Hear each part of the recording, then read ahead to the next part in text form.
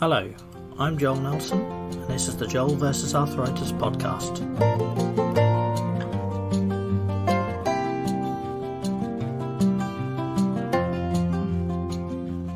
World Young Rheumatic Diseases Day, or Word Day, is an annual event that takes place on the 18th of March to raise awareness that children and young people get rheumatic diseases too. On Saturday the 19th of March I hosted an 8-hour charity stream over on my Twitch channel, twitch.tv/Joel vs. Arthritis.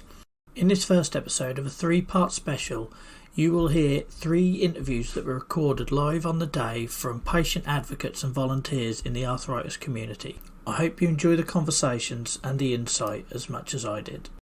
First of all, for anyone that doesn't know you, do you want to just quickly introduce yourself and sort of tell us a little bit about yourself? Yeah, so my name's Ali, and I joined the online community and met Joel through, I think it was Facebook first. I started, sorry, I've got a cold.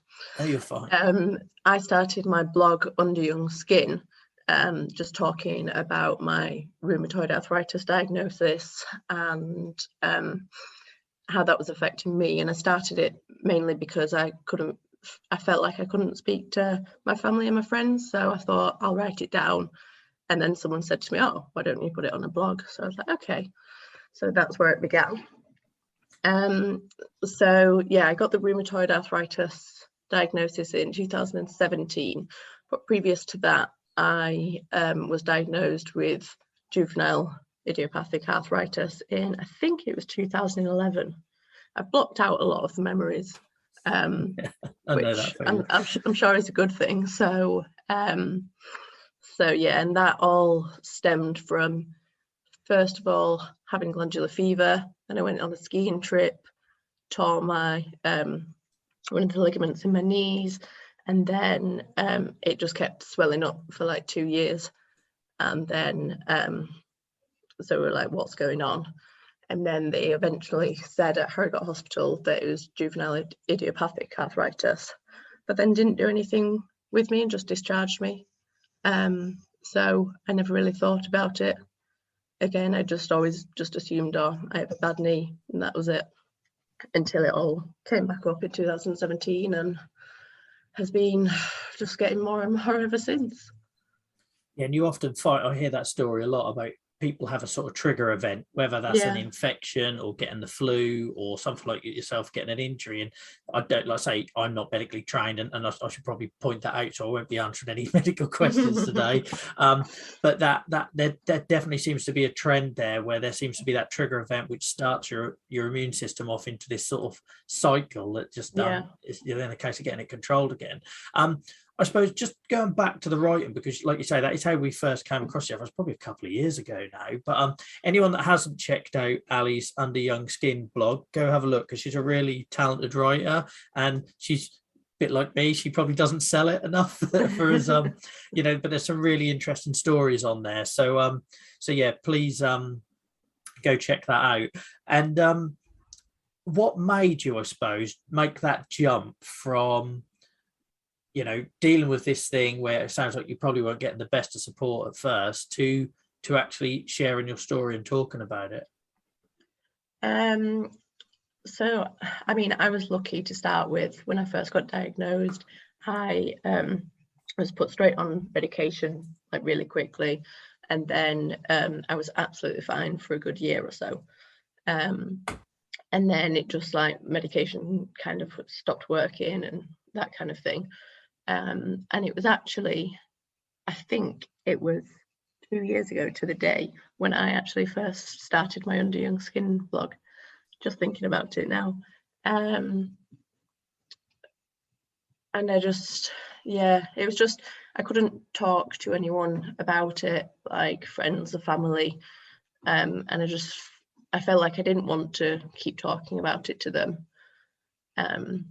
So someone mentioned about a Facebook group, so I went on there and I was like, oh, I'll share my story.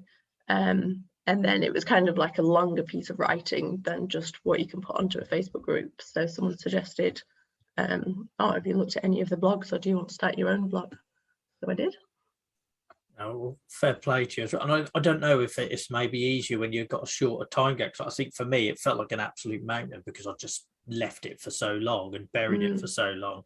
So Yeah. I suppose that would probably be the thing I'd say for anyone listening to this, either live or back, that you know, I think the sooner you start probably exploring those options of how you, because it is like a therapy, isn't it? I'm assuming you find it the same with your writing. Yeah, definitely. Yeah. It's a way of processing it, it's a way of getting it out to the world, and it's the same reason as when we complain about, I think, our pain and things. We're not doing it because we want anything. We're doing it because you just need it out, you know. Yeah. So I suppose, yeah, anyone listening to this, I'd say that, you know, find your sort of way of processing it, you know. And it's, for us, that's obviously writing, but there's lots of other ways you can do that. Yeah, I did a podcast the other day, well, recorded it for like our local auction mart, and they just wanted to know about like dealing with chronic illness and farming and that kind of thing, and they said like give your best advice, and I definitely said just find people, just talk about it, and you don't always want to talk about it with friends and family, and that's okay.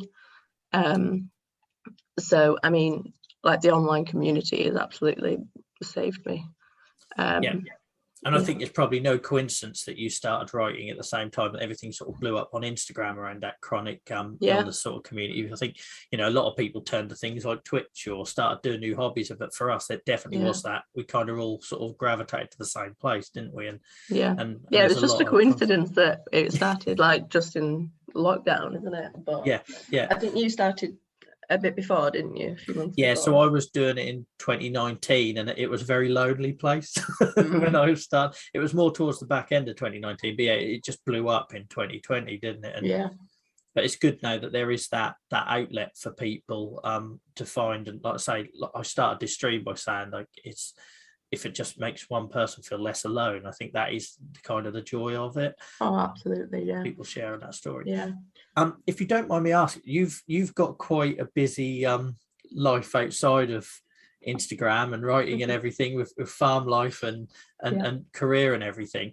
What's the sort of impact of your arthritis that has been on that? I don't know if maybe you want to give people a bit of context. You know, home life. So I grew up on a farm and now live with my boyfriend on his dairy and sheep farm. I mean, he's in the next room, so he'll know what I'm saying of how much I help, so I'll have to tell the truth. I don't help out that much, or as much as I used to, actually, and part of that is because I can't, and because now I've like come to accept that there's no point doing something that's going to make me worse. But that's been quite hard to accept that and just kind of pull myself back when I know that I could have done it beforehand. And then also I have just started a job as a physiotherapist at Harrogate District Hospital. Started that in December, and I'm not going to lie, I'm actually struggling with that quite a bit at the moment. I've just had to have an occupational health meeting just to discuss options about like working hours and that kind of thing. Excuse me. No, it is tough, isn't it, as well? Yeah. Because, did you start training for that just out of interest before was it the same sort of time as your diagnosis, or was that a decision afterwards? The what, sorry? So your chosen sort of career path, was that a decision in what happened after your diagnosis, or? So I suppose, you know what I mean, what you hoped and dreamed of is kind of what I'm getting at. Yeah, well, it was probably after the juvenile one. Yeah. So before the rheumatoid diagnosis, because originally I wanted to do animal physio, but then after having so much physio, after having the juvenile arthritis diagnosis, I kind of thought, oh, what about doing it on humans? So that's kind of where a lot of it stemmed from. And then I didn't get into the physio undergrad, so they offered me psychology, so I did that for 3 years up at Teesside, and then I got my diagnosis of rheumatoid in my 3rd year, and then after that I went straight on to do the masters in physio at York. But I think the industry that I'm in, like working as a physio, working with physios, they understand the condition a lot better than other professions would. So I think, I mean, I count myself pretty lucky of how people are around me. Yeah, that must be really tough if that additional sort of diagnosis will change, because I think people don't realise that you get a label, but it can change a lot. You know, like my experience was JIA, then there was a period where it was ankylosing spondylitis, then it was back to JIA, and then it was psoriatic associated JIA, and trying to explain to people, oh, if I was an adult, it would be psoriatic arthritis, but I got it onset early. And because that sort of them goalposts move a little bit, I think sometimes that doesn't help our feeling of sort of like, you can feel like a fraud sometimes, can't you, with an invisible illness, that, you know, that because people can't see pain, and it's not like we're sort of all got massively obvious mobility issues. A lot of the time we work with it, so that must be really hard for you getting that RA diagnosis right at the end of your university course as well, for sort of plans and everything. I mean, it was a shock, and then it wasn't a shock at the same time because of the stuff beforehand. And it was harder knowing that I should have been kept on and been like checked up on of having that GIA diagnosis, and like learning that in uni doing physio, knowing that obviously it can then lead up to other types of arthritis, that kind of thing. So that was quite hard learning about that. And then that's why some routine checks are so important. And unfortunately, a lot of us, I think, do slip through the net. So I had my first like proper remission at 18, went to uni and kind of reinvented myself. And then when it come back in my mid-20s, it was like, who do I go to? You know, it's crazy that then even just like a yearly appointment would have been valuable. But I kind of went to 2 in a row, no symptoms, no issues, and then I was sort of discharged. And I can't help but feel that with GIA, you can't afford for it to be discharged, because trying to get back in and get that support. And also sounds like you did similar. I was putting things down to other things that were my arthritis. I just didn't know the signs that a flare was sort of coming back then. And then, that's just that delay, isn't it? It's like trying to turn a big ship. You know, you're trying to get the support in place, and it takes so much longer than when you're already in the system. So I'm sorry you had that experience as well. But that's a massive point, that obviously you can go through periods of being asymptomatic, and then for them to then discharge you with this type of illness, it's just not right, is it? No. And I feel as a health professional, I hope that I wouldn't do that. And I think having this diagnosis has helped me with my patients as well, which is nice. And I think the bit that scares me is that this was a problem like for us 5-10 years before pandemic world, and now it's just happening even more. You know, like I've just been seen for the first time in nearly over 2 years. So I really feel, and we done a podcast, for anyone that's listened to this sort of as a podcast, we'd done one, the last episode had Safia on it, and she just didn't, she got diagnosed in the middle of right at the start of the pandemic, and just didn't have any of these sort of routine care you would expect. And that sort of thing keeps me up at night, because we were having those experiences before everything changed. So it's a challenge. And just going back to what you said about you can't help as much on the farm and everything, that it is sort of, I think people don't appreciate that feeling of, it's like grief, isn't it? And being a burden, and the burden on the family unit. Did you want to talk a little bit about, what them emotions? I think, I was saying to the occupational health doctor at work the other day that in a way it's easier, because on the farm you can take things at your own pace. You don't have to be there in a set hours like it's the full 24 hours. So it was possibly like more manageable. I know that it's a lot more manual work, but you sort of modify it. And I think the hardest bit was accepting it at the start and saying to myself, I need to do this different to everyone else. I can't just pretend I'm how I was before, or how everyone else is doing it. So that is quite hard, and as you say, it is like a grief feeling. It's like that. I don't think people understand that sort of, you feel like you're living multiple versions of yourself, you know what I mean? Yeah. Like, and you find yourself referring to those like chapters. So like, I was the rugby Joel and the music playing Joel and the X, Y, and Z Joel. Now I'm like the immobile dad Joel.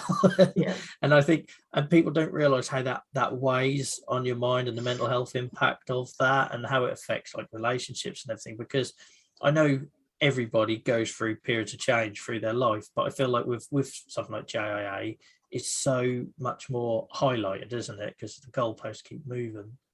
Yeah, absolutely. And I remember at school, like having to miss out some of like the PE lessons, but then like the next week being absolutely fine. And I just remember feeling, like you said before, like a fraud, or it's more just the judgment of other people, because they'll just think, oh, you were faking it last time. And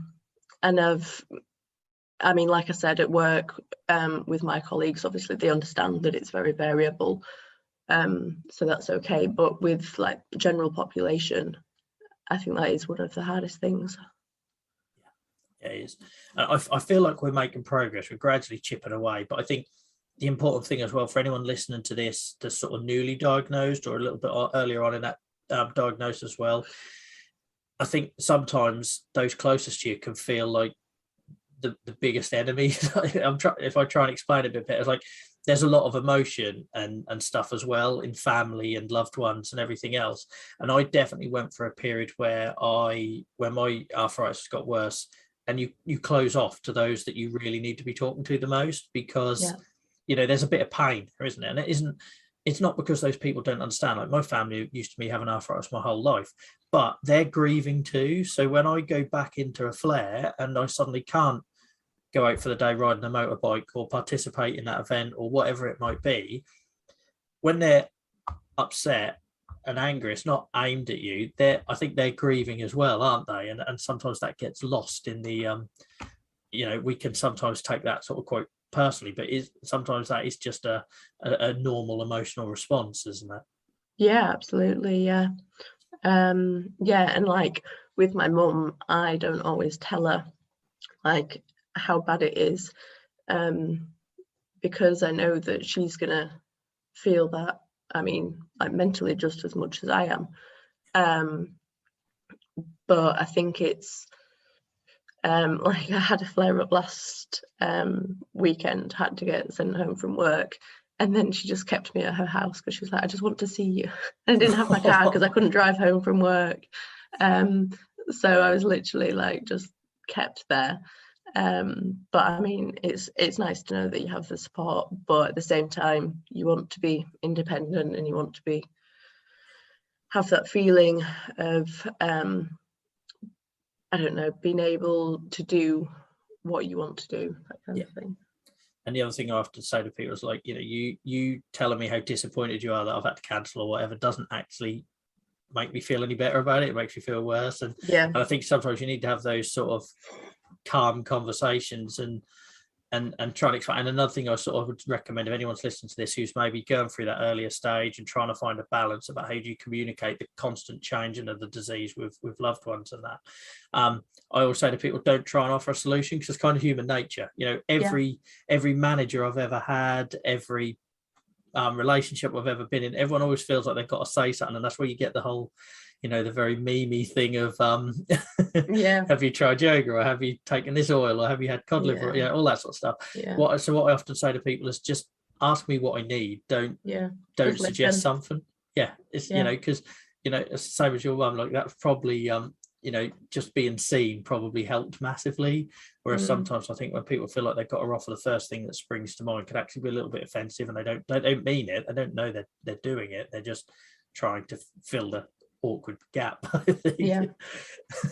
So okay, that's brilliant, thank you. I want to talk a little bit about what you're doing. We touched on Instagram and you're writing everything. I want to talk a little bit about what you're doing with Chronically Connected, because I don't think you probably give yourself enough credit for creating that community. Do you want sort of, for anyone that's not aware, tell us what it is, where they can find it, and what you're trying to sort of achieve with it? Yeah, so I created Chronically Connected, I think it was last summer now.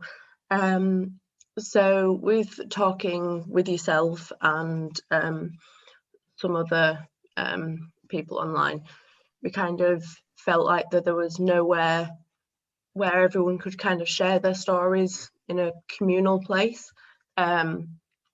Because say like on the, you know, the autoimmune group that you do on Facebook,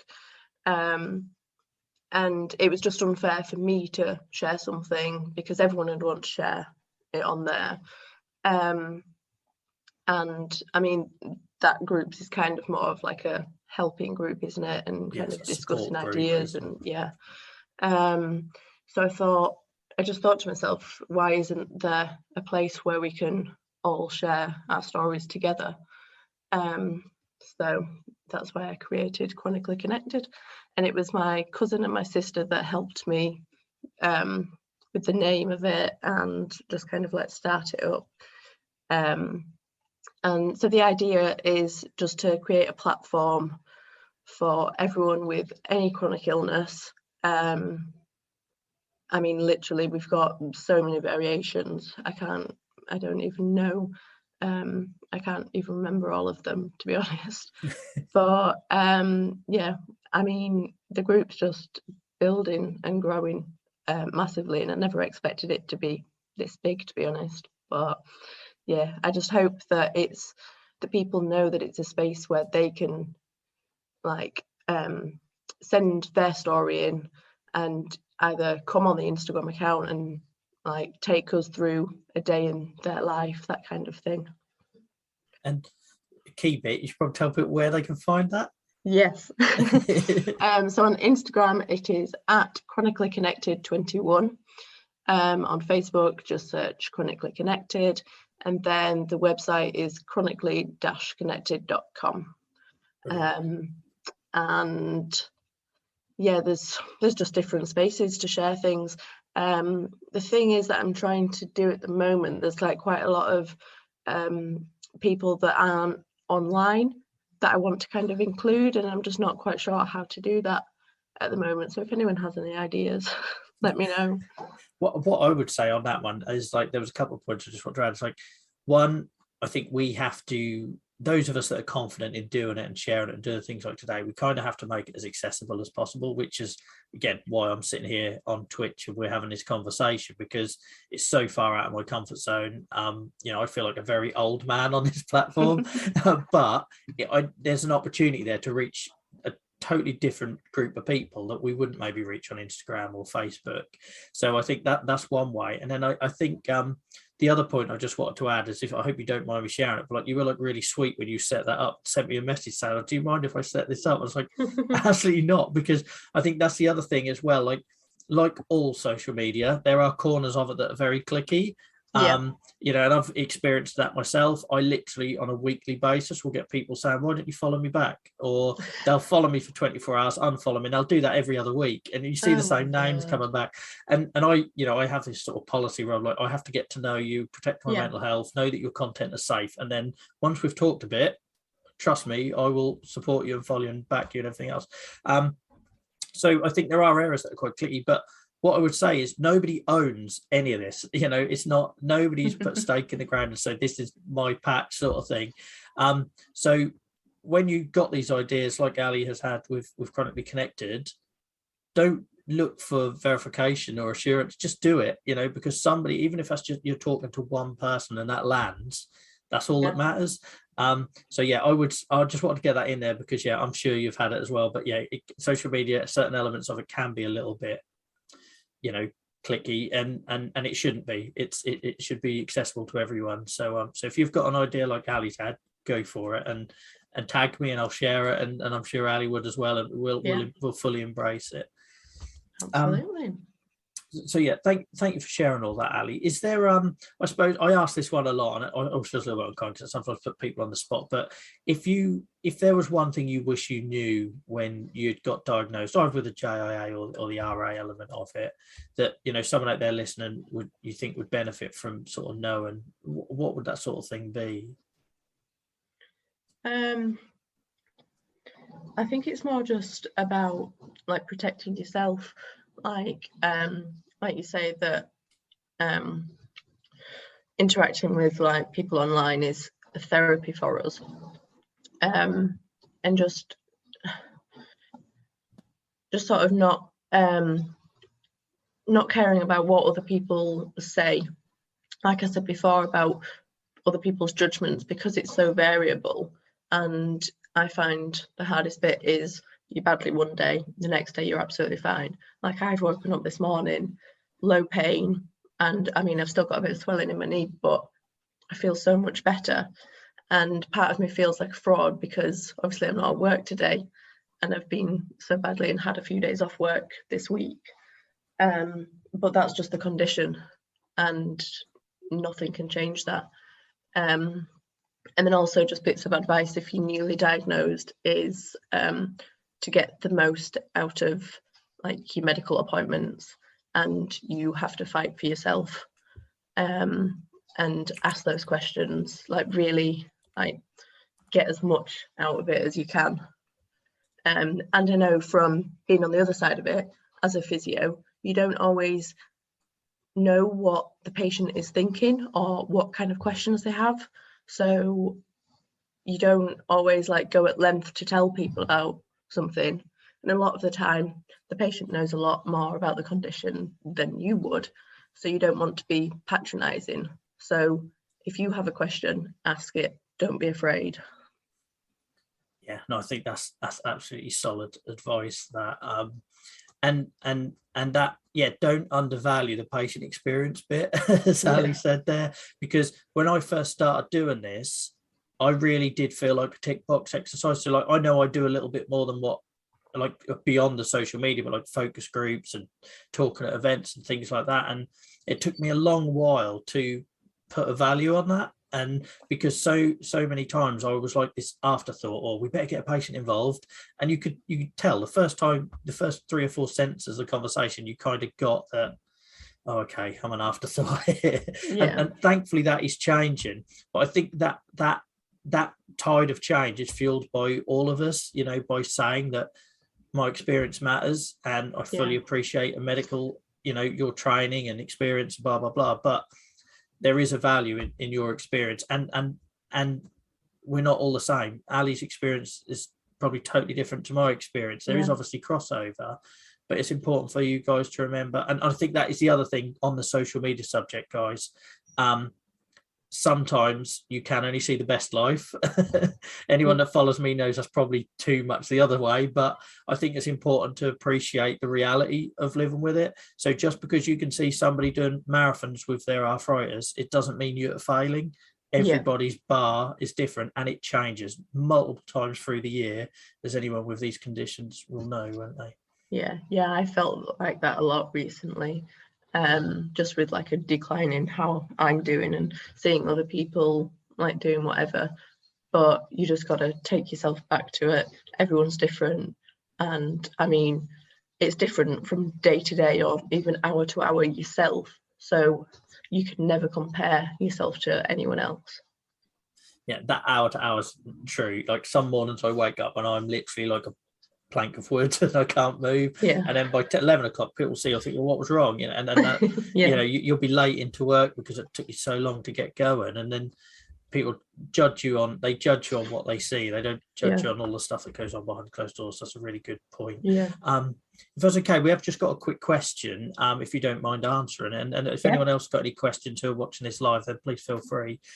So Renault has asked, how do you deal with periodically receiving a different diagnosis than the one you got originally? So that'll be the JIA and then the RA element. So how did that make you feel about that changing, I suppose? I suppose because I wasn't kept under review or whatever from the JIA up until the rheumatoid, I didn't really think of it. I thought I was just a healthy individual again. I mean, all my time at uni before I was diagnosed with the RA, I had problems with my knees, but I just thought, oh, that's normal. And I just have a dodgy knee, like that's just that. And put it down to not getting my strength back up after my injury. I mean, so for me, it made sense and made things go into place a bit easier. So, I mean, that's probably not a typical patient's view, really. And no, like I say, going back to exactly what we were just saying, it was your experience, and that's all that matters, isn't it? So so it's not it's equally valid as somebody else's. Yeah, it was probably more of like an answer of why things are happening. Like, I mean, don't get me wrong, it's not the answer that I wanted, but yeah. And I can relate a little bit to that question as well, in that, like, because my psoriasis didn't actually get diagnosed until I was in my sort of mid-20s, but I'd had psoriasis since I was a teenager. But whenever I asked anyone, it either got misdiagnosed or I kind of didn't want to know the answer. There was definitely an element of that. There was definitely a bit of me that knew, and sometimes, even though that can be terrifying, that confirmation, it did feel like a weight off my shoulders as well, because it's kind of like, oh, okay, that makes sense, even though I probably knew it. But it does help. And I think the other bit to mention on that is a lot of people pin a lot on diagnosis, and I know it matters. Like, literally, I get messages every week from people saying, I think it's this and blah. But what I would say is, obviously, that mention them sort of thoughts you've got to your doctor, but also try and leave enough of a blank page so that it's guided by the medical professional as well. So share your experiences, share when it gets worse, what the triggers might be, when you think there's something contributing to it. But I do see quite a lot where sort of like something that's been Googled or whatever has maybe added an extra year onto the diagnosis because of that. So I know it's really frustrating, and we all want, trust me, we've all been there. None of us got a diagnosis overnight. But have a conversation on what your thoughts are and the experiences, but also try and leave some room there for the void to be filled, and then hopefully you get to the answer a little bit quicker between all parties. Yeah, absolutely. That's a really good point. Cool. Unless we've got any more questions, guys, I'm conscious of your time because it's a Saturday, and I know you're off out, so I really appreciate you joining us. Is there? Do you want to plug anything? Is there anywhere people can find you if anything resonated and they want to follow you somewhere? So you've got my Chronically Connected one, so that's at Chronically Connected 21, and then on Instagram I'm at Ali Daggett, so ALIDAGGETT. And or just ask Joel any point, he'll send you my way. I'm very good at signposting these days. But I mean, I post quite a lot, so I'll probably pop up somewhere. Brilliant. Thank you ever so much for taking time out of your Saturday, Ali, to join us and have this conversation, be part of this event for JR Project and Word Day. No, thank you for doing it. It's good of you to take your time out to do it. But I say the stories really do make a difference, and I'm sure it was me hearing other people's stories that eventually sort of cursed me out to being more vocal and everything. So know that somewhere out there you are helping lots and lots of people. I talk about the one person thing a lot. That's definitely not the case with you. You are reaching many. So thank you for everything that you're doing and for joining us. You can find more amazing podcast episodes over on our Twitch channel. That's twitch.tv/Joel versus Arthritis, or wherever it is that you listen to your podcasts. If you would like to support the Word Day charity stream that we were running, from which this recording was taken, you can donate on justgiving.com/Joel-Nelson, and the address will be in the show notes for this episode. Until next time, thank you ever so much for listening.